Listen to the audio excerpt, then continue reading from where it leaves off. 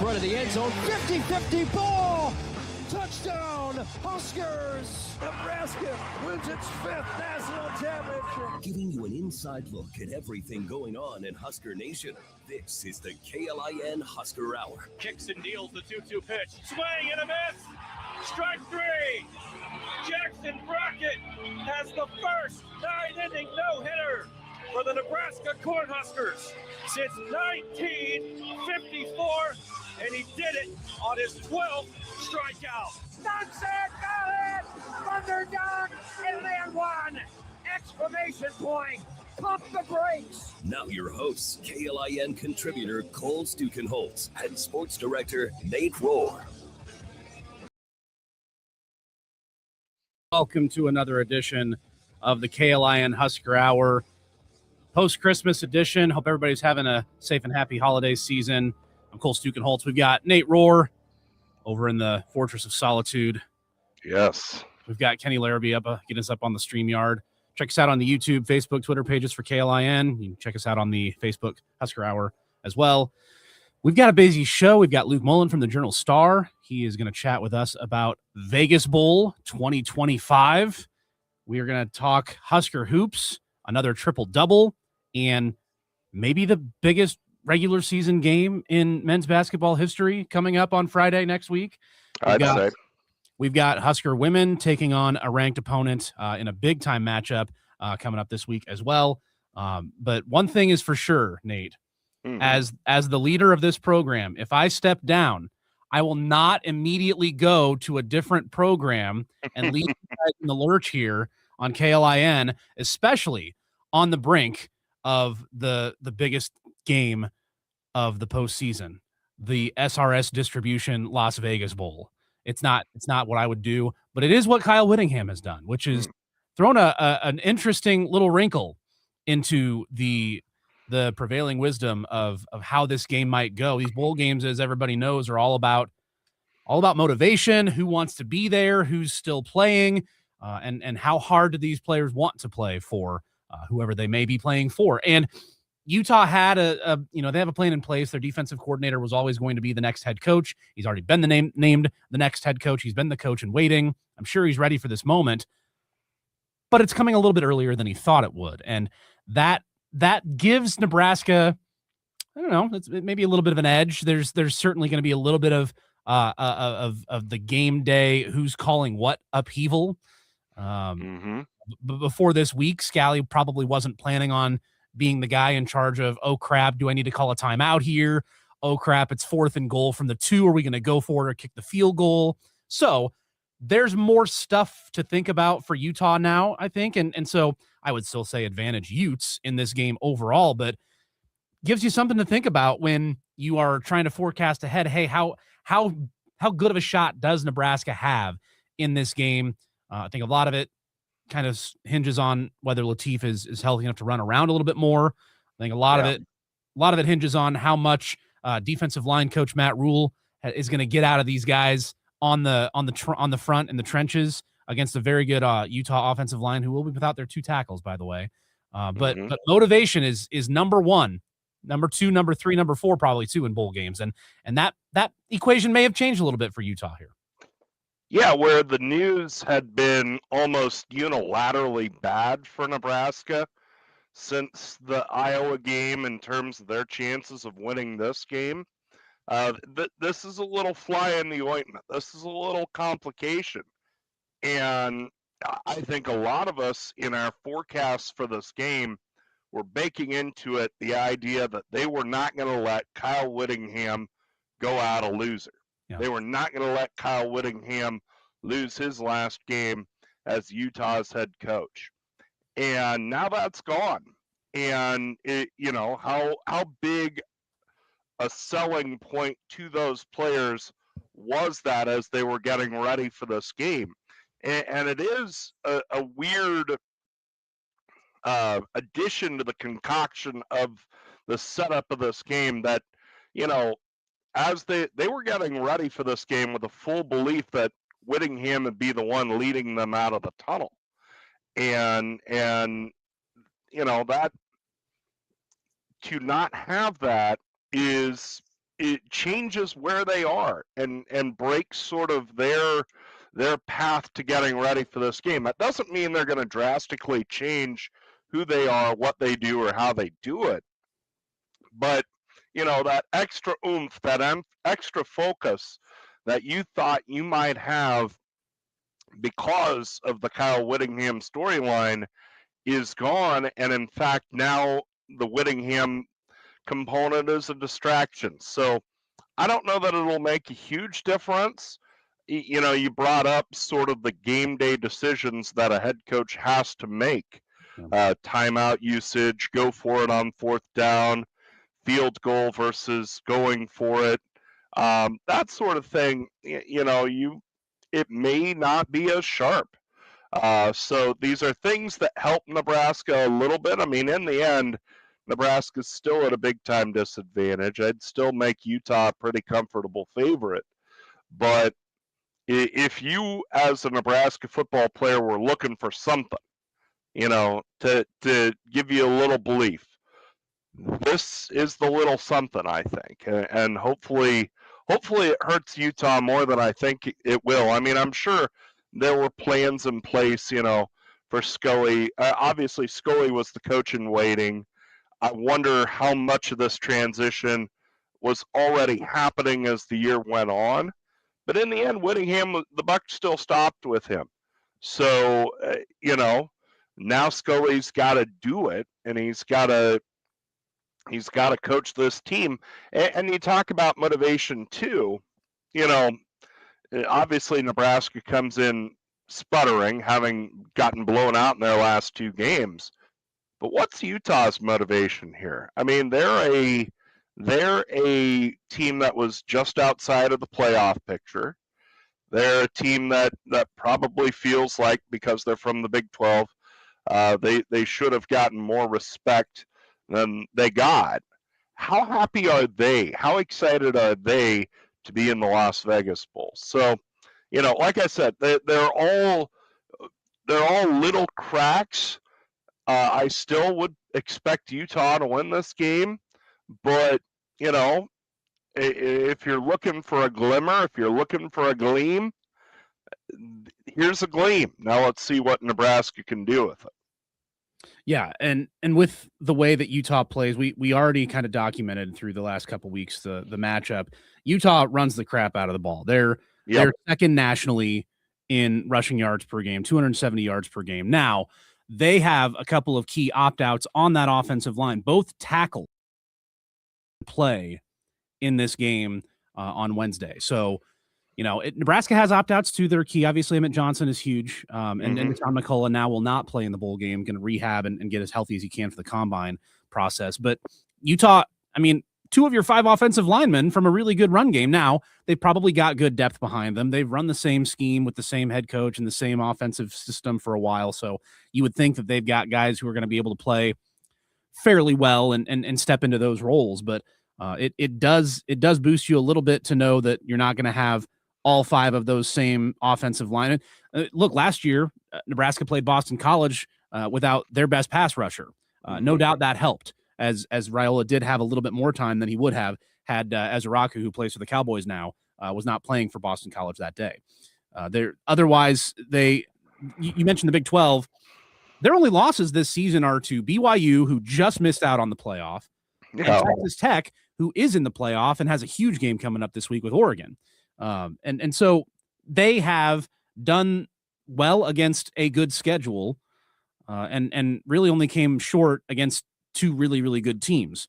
And the way that they play defense, they've had trouble stopping the run. Would have been nice to have Emmett Johnson in this game, but he's not. 112th nationally in stopping the run. And they do well stopping the pass. I just don't know what you're going to get from Nebraska's offense. It's that part of it is the wild card to me in this matchup, because is TJ Lateef healthy enough to run around? Are you going to be able to get him out on the edge and some designed rollouts, maybe run some zone read, get some designed QB runs? That was part of the game plan that they didn't use. Like, even when he was, obviously he hurt himself against Iowa, but it was not part of the game plan against UCLA. They had that one run to the first play, and then he hardly ran any more other than a couple scrambles.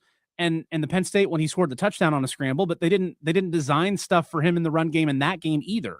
So number one, is he healthy enough to do it? And number two, are they going to actually scheme it into the game plan to try to utilize that? Because that's what hurt Utah at times against K-State, who racked up a ton of rushing yards. Obviously, Texas Tech and BYU won those games in large part due to their rushing ability too. So those are the aspects that I'm looking at. Obviously, Nebraska's going to need to stop the run. You're going to see, whether or not Matt Rule can make a 1 month impact up front. And if he does, I'd hire him. Sure. So that part of it, obviously, you got to stop the run. And then what can Holgorsen do offensively to attack this Utah defense? It's just such an unknown to me because you don't know how healthy Latif's going to be, and you don't know if they'll utilize his wheels even if he is healthy. Well, you just have no idea of what this offense is going to look like without Emmett Johnson, because it was totally reliant on Emmett in the last month to 8 games of the year. I mean, he was getting 30 carries a game. We spent the early part of the season saying, you could get him the ball a little more. And Dana Holgorsen and Matt Rule said challenge accepted, and wisely so. I'm sure that led to some of the reluctance to run Latif when he was healthy, is the idea that, look, if we're going to have somebody running the ball, it's going to be this running back that keeps churning out 100-yard games and is really coming into his own. So I understand the lack of TJ Latif run against Penn State, and then Iowa, there's no way he could have, as limited as his mobility was. So that may be a factor for Nebraska as well, is how much can you get done early before Utah gets the measure of what you want to do offensively? Because, a lot of this film on Nebraska, or at least in terms of the play calling tendencies and sort of the design of the offense, I don't know how good it is. I don't know how indicative it is, because, no matter how well Isaiah Mosey or Mackay Nelson or, Quentin Ives, whomever plugs in, Nebraska's not going to run the running back 30 times in this game. Yeah. I think that's safe. I think this is a game where they engage, Isaiah Hunter and Ja'Cory Barney and Key and even Luke Lindenmeyer. I think Nebraska's going to put it up some. And I think that'll loosen some things up in the run game. But it's just going to be a very different look to this offense than what we've seen to this point. And the question is, how well can Nebraska execute it, and how quick can Utah adjust to that new look? Yeah, it's the line has come down quite a bit. If you look at what that started at 16.5, it's down to 14 with the Whittingham news just breaking yesterday. So interesting wrinkle. We'll see how much it matters. It's all about motivation in these games. So how much motivation will be there for Nebraska? They've got a lot of motivation, I think, to go out something against. I mean, clearly a better opponent than who they are. So we'll continue to break this down and look a little bit ahead to what we can learn from this Vegas Bowl as far as how it relates to the 2026 season. And plus, Lincoln Journal-Star's Luke Mullin back on the show with us to help break down the matchup as well. Plenty of hoops to get to, and our stories of the year as we look back on 2026 or on 2025 before 2026. That's all coming up here on the KLIN Husker Hour. Finish the year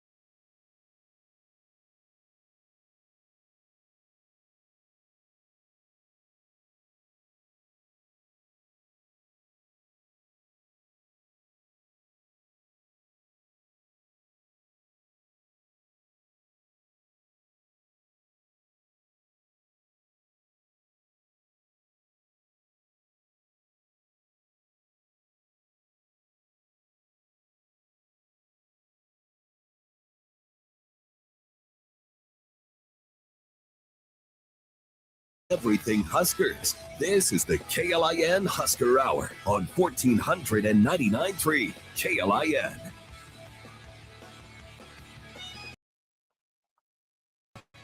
As the Vegas Bowl approaches, as you've got all your bowl game festivities, all the plans coming together, getting the lists together, Matt Rule is putting his list together of what he needs to see from this 2025 team that will translate to 2026. Obviously, portal season is there. We've talked a couple of times already the last couple of weeks about what this team should target, what positions of need should be the highest on that priority list. But I want to look at what this roster has now that you could see make an impact next season. It's appropriate to do this also because as the playoff week of the quarterfinals approaches, you got 3 Big Ten teams in these quarterfinals.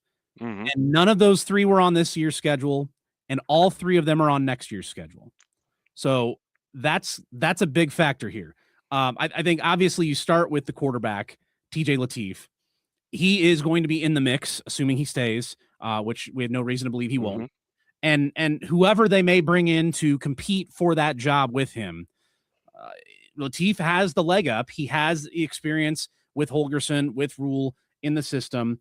He knows what they expect of him, and he's going to be able to put some more on tape. He can go out with a bang. He can play well in this Vegas Bowl against Utah, against a very good defense, against the pass especially. And you're not going to win the job on Wednesday per se, but you can get a heck of a lead on whoever else they might bring in.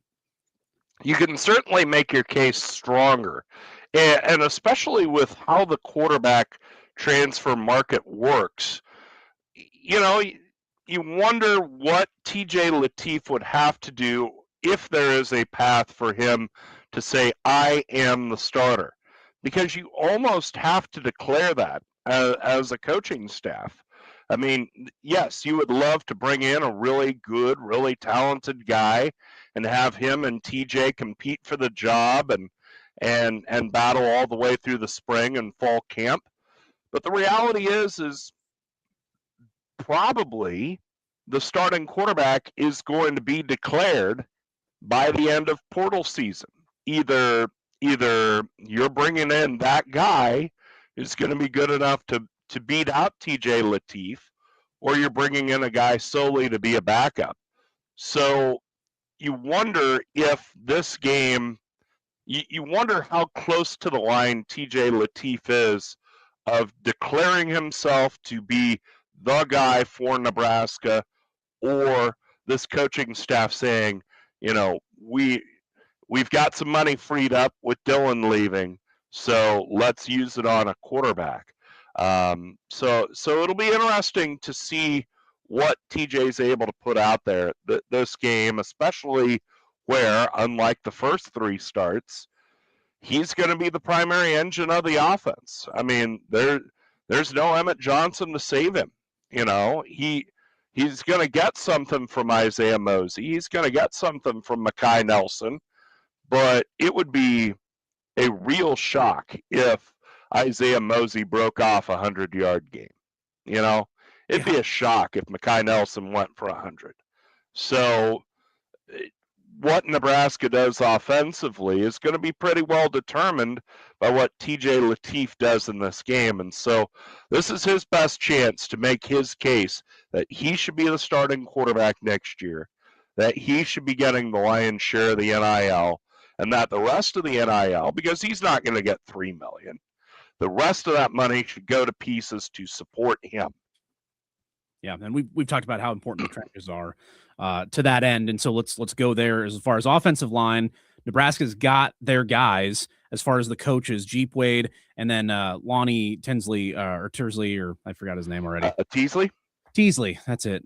Easily with the T. Yeah. So from Georgia Tech, from South Carolina, and I look. There's a Georgia Tech guy in the portal. There's multiple guys from South Carolina in the portal. Those are obvious first places to look as far as potential transfers that may come to Nebraska. But if you're on this line now, you know that Rocco Spindler is not going to be a part of the bowl because of his injuries. He's going to be getting ready for his future. But Justin Evans, you got another year with him. Tyler Knack is going to have a shot at starting at guard, and he'll have another year of eligibility against his former team, by the way. And Gunnar Gatula, while not playing in this game, will potentially be able to come back in at tackle. But Elijah Pritchett, are you the guy? Are you going to be able to put it all together? Can you play a mistake-free game? Can you play more consistently? Can you put your stamp on this thing with a new offensive line coach, kind of a clean slate, and see if you can grab one of those starting tackle jobs for 2026? That and some of the younger guys, maybe you'll be able to get in there as well. Grant Bricks, Sam Sledge, Brock Knutson. You don't know who may be able to put a little bit of this guy, we could do something here.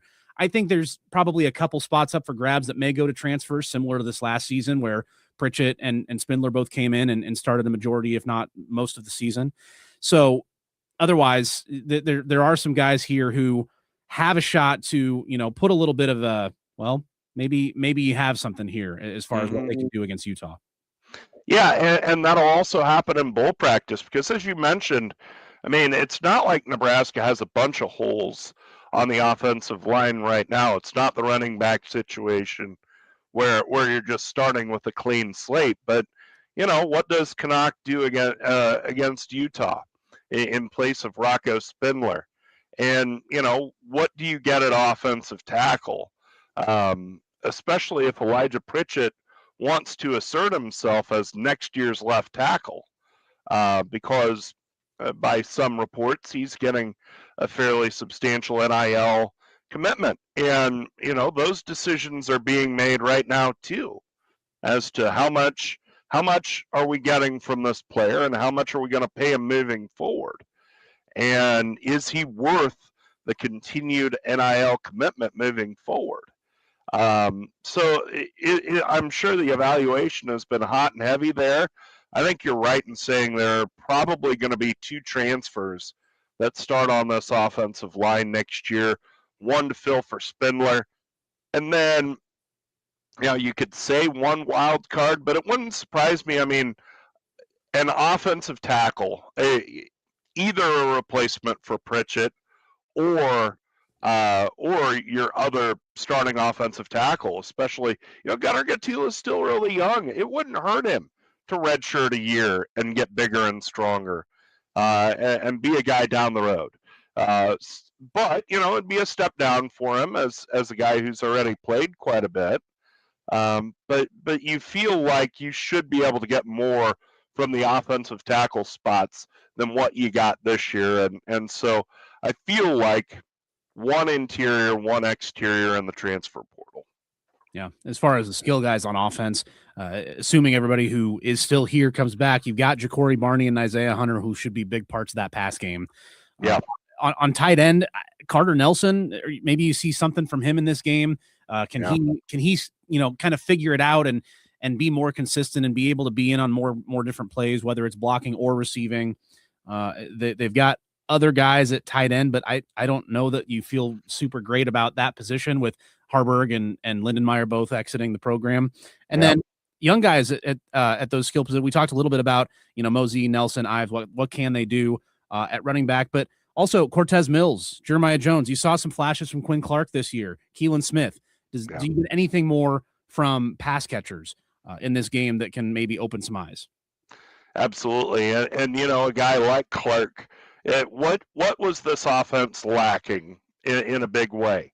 Downfield wide receiver threats. Yeah. And where Quinn Clark really flashed was a big play. We didn't see a whole lot of him, but he was the guy blowing the top off the defense when he showed out. So can Quinn Clark be more of a factor in that way? And how has Ja'Cory Barney Jr. developed in this bowl prep and the end of the season? Because you felt like his role in the offense was minimized as the year went along, and some of the ways you could force the ball to Ja'Cory Barney in terms of motioning him into the backfield and running him, in terms of running screens, that went away because it was going to Emmett Johnson. Well, Emmett's not there, and it would seem that if you were looking for somebody to catch a screen or motion into the backfield and jet sweep, he'd be the guy. Yeah. And do we see more of that package and those sorts of things in this game? Because I felt like he was underutilized this year, and as Ja'Cory assesses his future, I'm sure that's a factor for him, where he looks at it and goes, geez, I didn't get the ball much here, and I've got all this talent, and I could go someplace where they're gonna get me the ball. Yeah, no, Ja'Cory would definitely be somebody that I would look to in this game, especially the fact that you're not going to have Emmett Johnson. How else are you going to manufacture some run yardage and keep that defense honest? Get it to that guy on a jet sweep, wide receiver screens, whatever you have to do. Just you need a lot more out of him. And then real quick before we get to Luke Mullin, looking defensively, last year in the bowl game, Evan Bland, when he was on with us, he laid it out pretty well. You saw breakout games from Keona Davis, from Donovan Jones, from Vincent Shavers. All three of those guys, each one on each level, they played really well and helped Nebraska win that Pinstripe Bowl. And then they played pretty large roles for Nebraska here this season after that. Use that as a springboard. Maybe you get that from a Caleb Benning, Justin Rhett, who, by the way, is from Bishop Gorman High School, which is where they're practicing out there at Vegas right now. Maybe it is, Matt Rule at D-line coach can finally get something out of Riley Van Poppel. Maybe he can unlock something. Maybe David Huffkin takes another step as he starts to play more football and start to figure things out. Malcolm Simpson on the D-line was a big get in recruiting. Maybe he's taken a few more steps with a little bit more seasoning in practices, and maybe he gets a few snaps. Cade Petschok had good times in moments this season. And then out wide, Deshaun McCullough not playing. Is Willis McGahee healthy enough to go? Dylan Rogers you saw late in the season. Which one of those guys can maybe make an impact? And then Dawson Merritt, Pierce Newberry, Christian Jones, some of those young linebackers, they have a shot to make an impact as well. Yeah, it's got to be the D-line in my eyes. With the way Utah wants to run the football, with Matt Rule's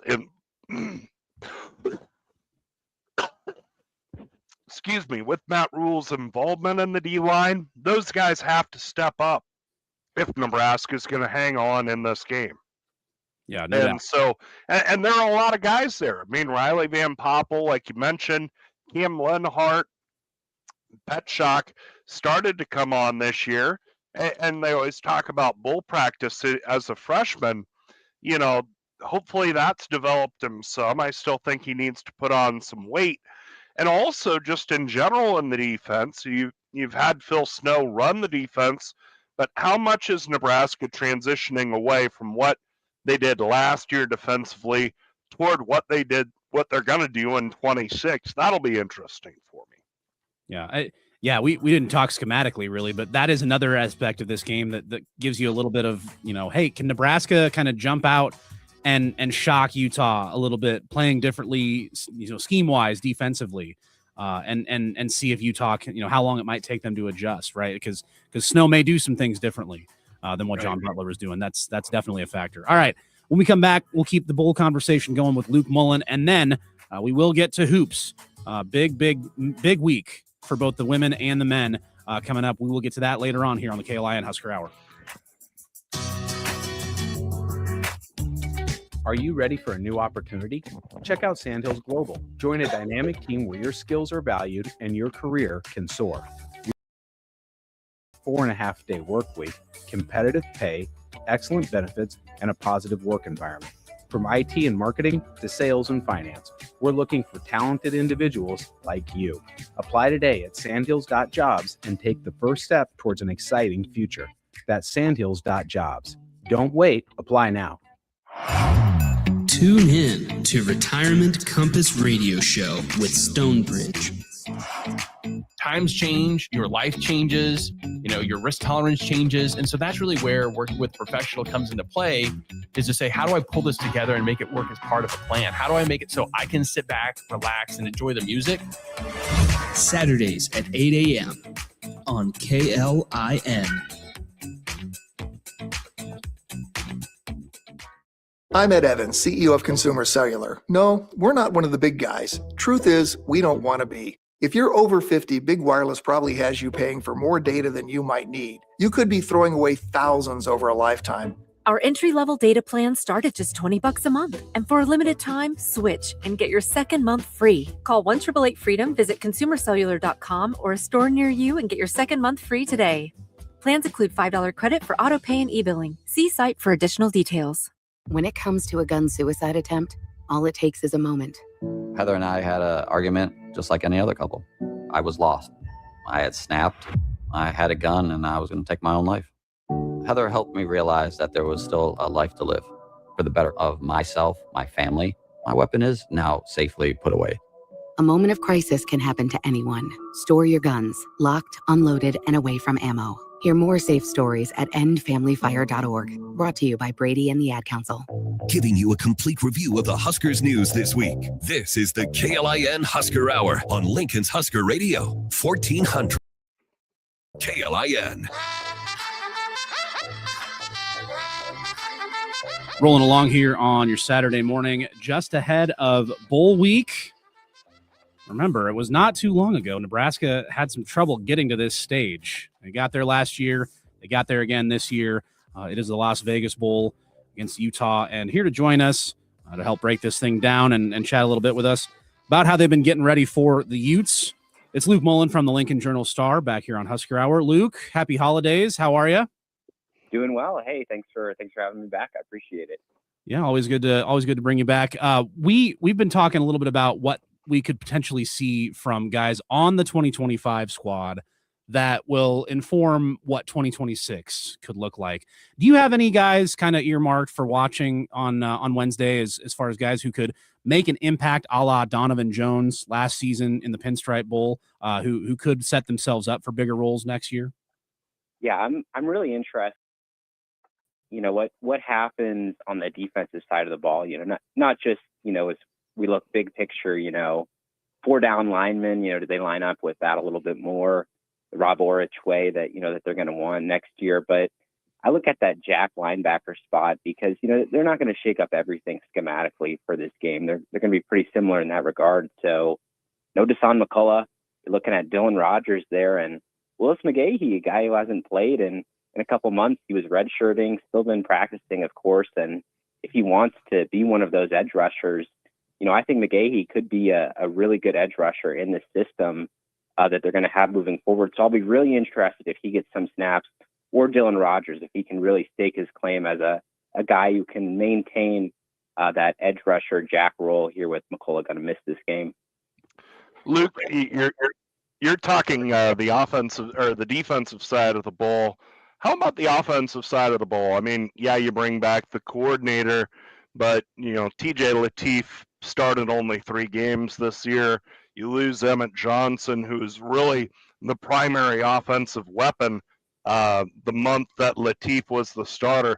How different do you think this offense is going to look than what we saw, especially the last month of the year? Definitely. I think we're going to see the TJ Lateef show, honestly, because this coaching staff knows that they need to get a really good evaluation of Lateef and how he performs in these moments, because you think about the reps he took this year, you know, the non-con, that is what it is, you know, the garbage time, the mop-up, versus the games that he started. Obviously, the UCLA game, that was Lateef at his best. Penn State and Iowa, nowhere near that. So if you're going to determine what the offense looks like next year, whether it's Lateef or a different quarterback, I mean, this is the opportunity to throw him some different plays, you know, make sure that he can operate all these different aspects of the Dana Holgorsen offense that he wants, because that UCLA game plan that they had for him, it was very simple, you know, roll outside the pocket, quick reads, you know, run if it's not there. And they tried to do the same thing, of course, against Penn State. No time to throw, you know, he was injured against Iowa, not mobile there. So to me, this is the opportunity for TJ Lateef. Can you go out there and play one of the better defenses in college football and show what you can do for next season? Chat with Luke Mullin from the Lincoln Journal-Star about Nebraska's preparations for the Las Vegas Bowl, which is coming up here Wednesday, New Year's Eve. Luke, what's the vibe around the team right now? Do you get the sense that they're feeling good about their chances to beat Utah? Well, that's a tricky one. I think they understand the strength of this Utah football team, which is, of course, in the trenches. They're a very strong offensive and defensive line team. really good at protecting the quarterback, at passing and running. They're going to challenge you in so many ways. Yeah, this team, Nebraska, they've probably seen, the spread. They hear a little bit of the discourse about how Utah is favored. And, I think as any competitor, yeah, that's going to fire you up to go out there and prove, that the outside noise is wrong, and I think this team, it's actually, I think, a really good opportunity for them to kind of embrace that underdog role because, I mean, there's just so much riding on this game for Utah with, the transition from their head coach to head coach in waiting. You're going to have to wonder how their roster is going to be impacted. But for Nebraska, yes, it's hard to have that confidence. I think, losing Emma Johnson, knowing the way that the season ended, all the changes that are happening, it's tough to have that confidence. What this team has done over these last few weeks, in the practice leading up, they've locked in. Finals came to an end. Those guys stayed behind, for another week before they returned home. For this Christmas holiday period, it was very, very internally driven. The Utah bowl prep, of course, preparing for the opponent, that was a big part of it. But, we've heard from these coaches, it was a lot about just getting better, about executing the things that they didn't think that they did well in November. So to me, the confidence, it's tricky, right, with given the way that the season ended. But I think these last few weeks have done well for Nebraska just to stay locked in and make sure that they do bring their best version into this bowl game.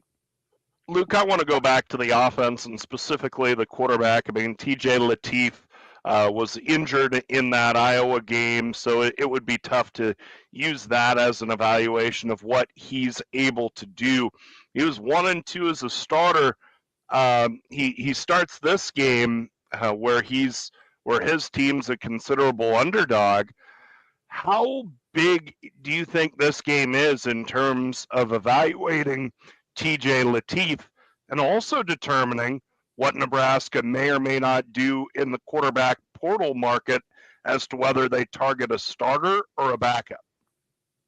Yeah, it's huge. And, the thing with Lateef too is like he is such a confident player, even throwing him into those first couple starts that he had.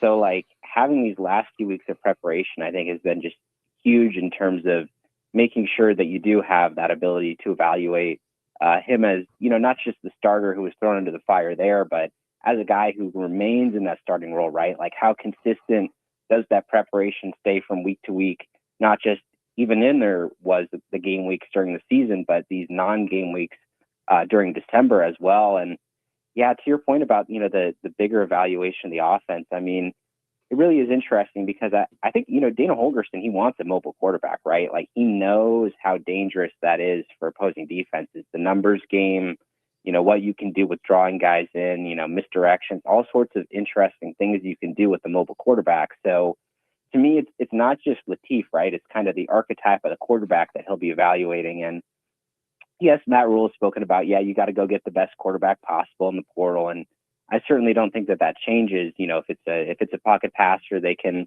deal with that. But it certainly does have to be somebody that's mobile. And for Lateef, I think it's a game where he can lose a lot, right? Like if he plays a flawless game, sure, he does a lot to establish himself in that conversation as a more serious starter.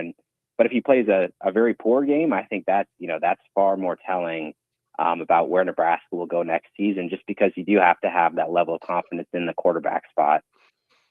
Good stuff with Luke Mullin here on the Lincoln Journal-Star chatting about the Las Vegas Bowl. Luke, it's going to be an interesting ride in 2026, but we've got one more football game here in 2025. So we appreciate you coming on today and every time you have this year. We appreciate it, and we'll talk again soon. Absolutely. Thanks, guys. Good to hear from you.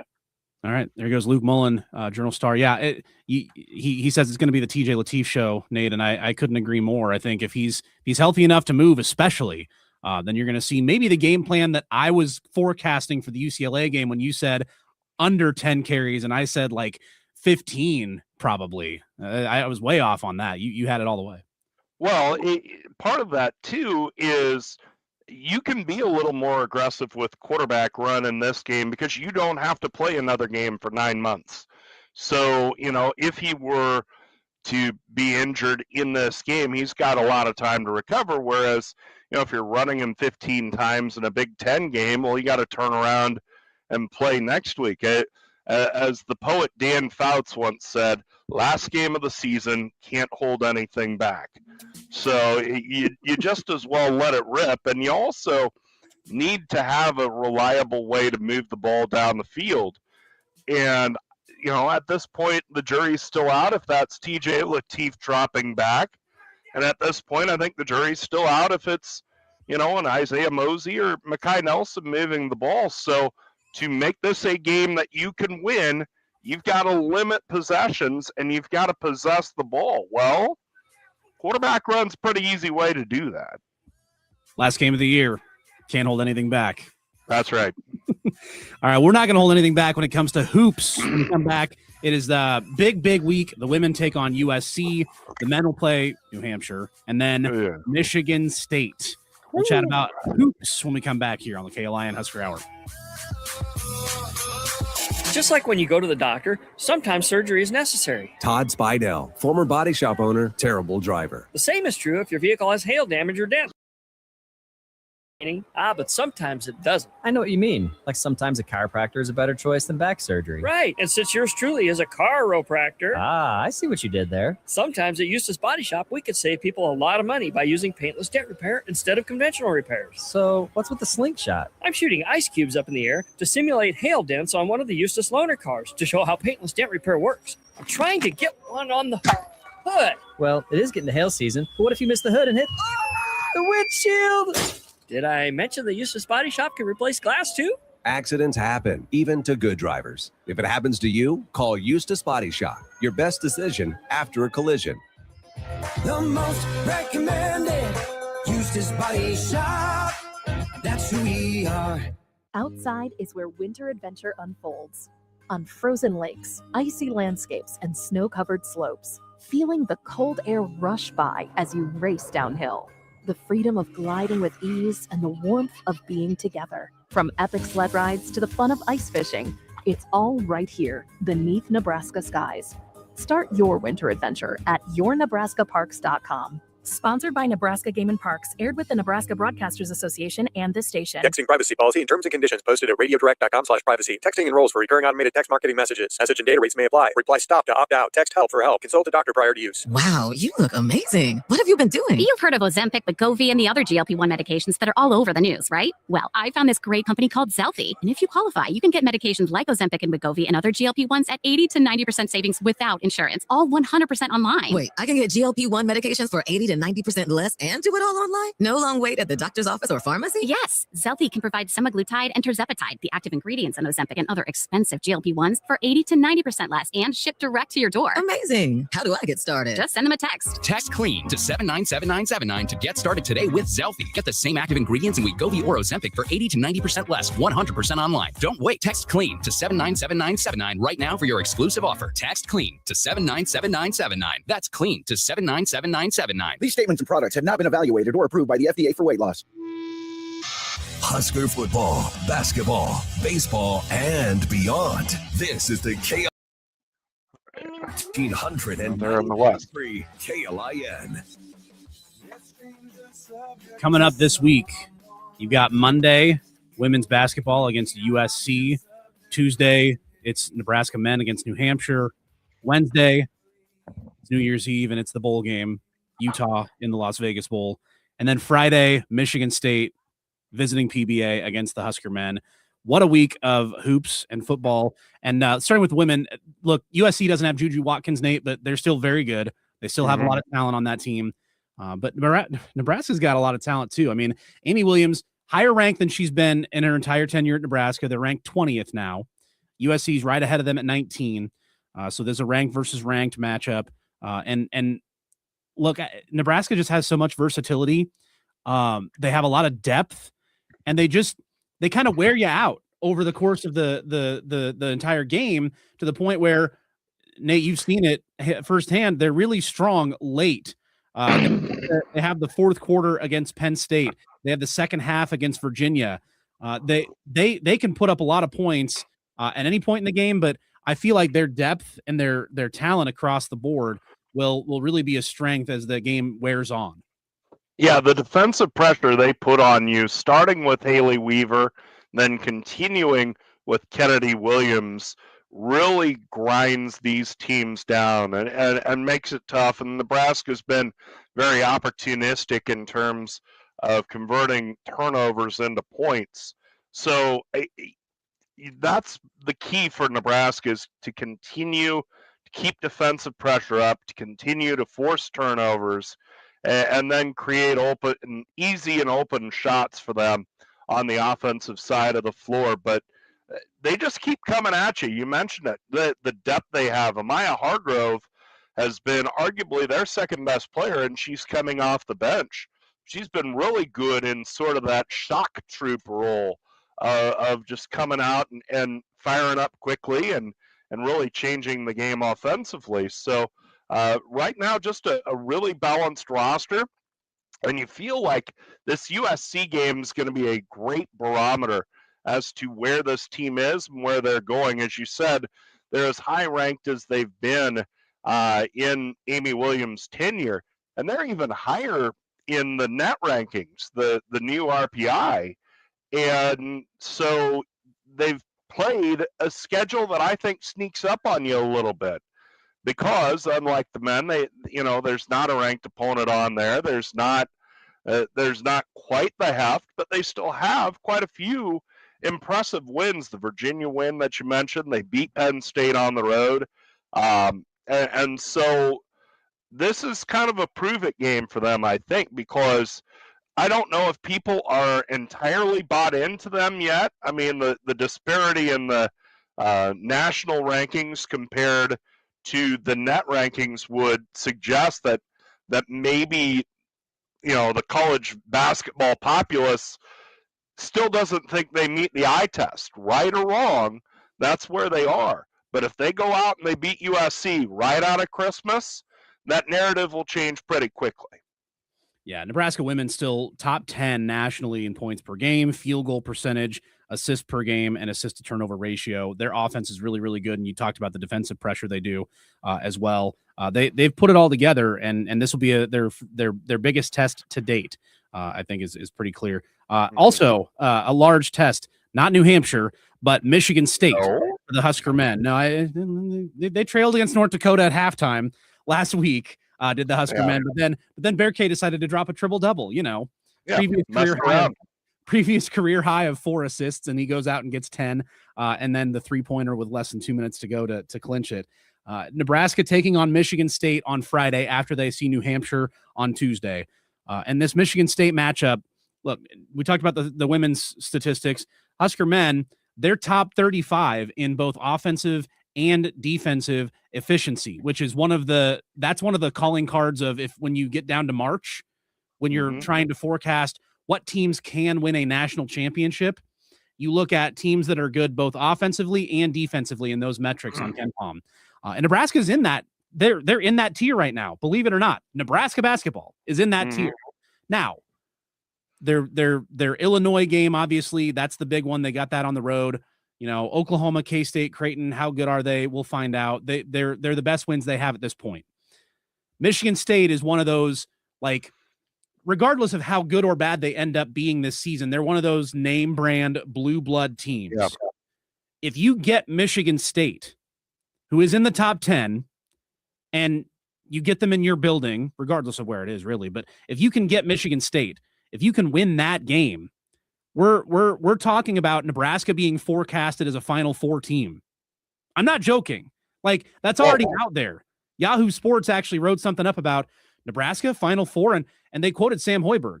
Hoiberg preseason, when the coaches had the team write down their goals for the season, Hoiberg said Final Four because he didn't want to put a ceiling on this team's potential. You said it like the chemistry, like where the team was, mentally. I'm not forecasting Nebraska to the Final Four by any means. Right. Let's win one first. But let's win a game. South Carolina, I will say, 2017, I think, they hadn't had a single tournament win in the modern era, and then they made the tournament under Frank Martin, and all of a sudden just went to the Final Four, right? It's been done before recently. No reason why it can't be Nebraska. Hey, dare to dream. And again, kind of like the women, I think the men's resume is a little better. But obviously the Illinois game headlines that. But this is sort of the heat check game where, you know what, you feel like you're really good in your building. You feel like you can beat basically anybody at the vault. Well, here's your chance to beat one of the best in the country.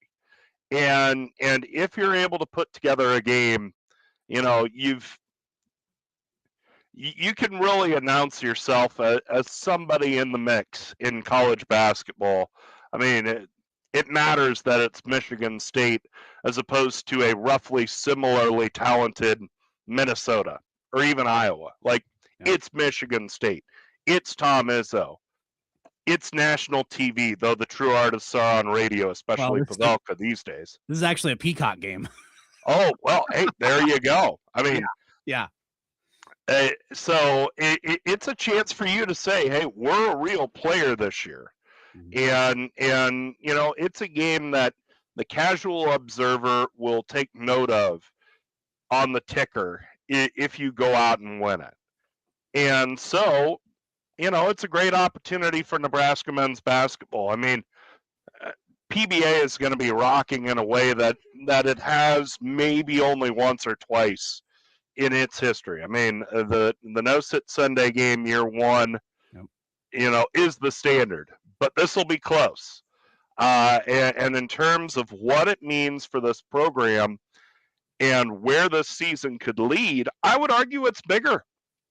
We'll see if the fans respond in kind. But if you win this game, you're talking Final Four. I mean, that all of a sudden becomes far less crazy.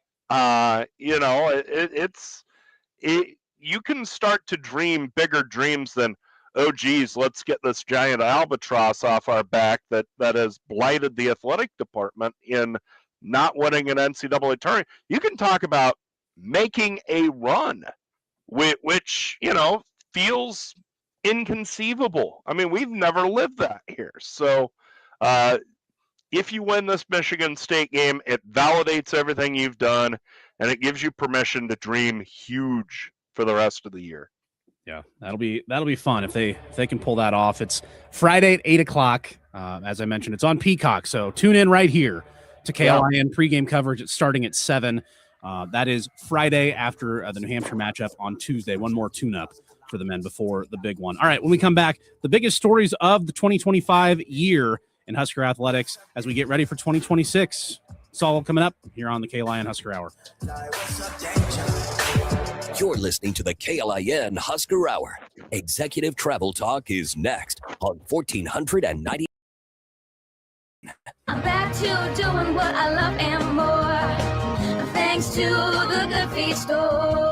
Does it feel like someone is stabbing a knife into your heel? Or does your lower back give you problems as the day goes on? The Good Feet store wants to help you like we helped Ann. Every time I stood up, pain just shot up my legs. Fortunately, I found the Good Feet store. I went to them after my doctor diagnosed me with plantar fasciitis. Now, thanks to the Good Feet store, I'm 100%. Wouldn't it be nice to get back to doing what you love like Patrick did? I was in constant pain. Somehow my fiance and I found our way into the Good Feet store. Put my foot on the arch support system. I put them in my shoes, my back, my knees, my ankles. Thank you, everybody at the Good Feet store. You gave me my active life back. Learn more or schedule an appointment at goodfeet.com and come in and get your free personalized fitting at the Good Feet store. Visit the store at 27th and Pine Lake Road across from South Point Mall or book your free fitting at goodfeet.com. Thanks to the Good Feet store.